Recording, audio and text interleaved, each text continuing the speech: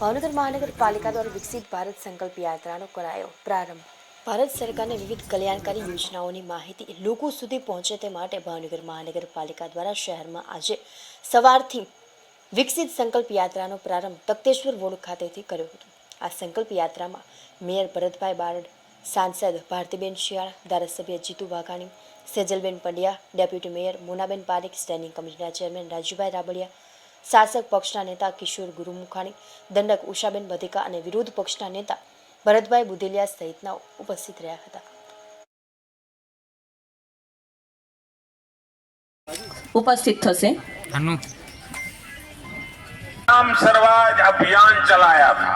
भारत की योजनाओं का जो हकदार है उसके हक के लिए उसको लाभार्थी बनाया जाए। भारत माता के वंदे છે તેઓને આમાંથી મુક્તિ અપાવીને આપણા પ્રધાનમંત્રીશ્રીએ દેશની મહિલાઓ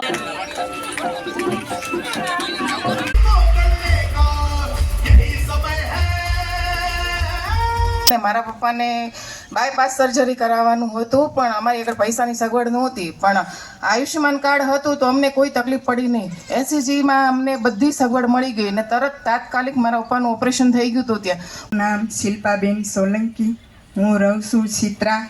પહેલાં મારે ગેસ નહોતો ત્યારે હું લાકડાની સુવિધા કરતી હતી। હવે મારે આ ફોર્મ મળ્યું પછી મેં બાટલાની સુવિધા થઈ, પછી મારે ઘણું ઘરમાં બાટલો આવ્યો, પછી મારે ઘણું ઘરમાં બચત થઈ।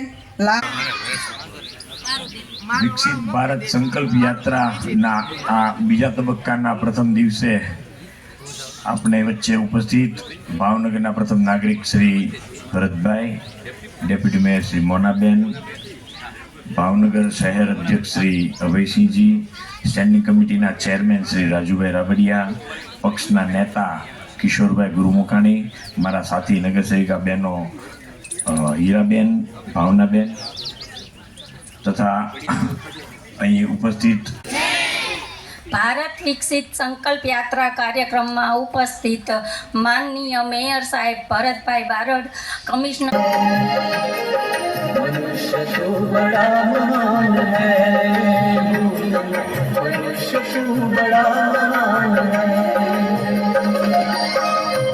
को आयुष्मान भारत का कार्ड हो, 100% पात्र व्यक्तियों को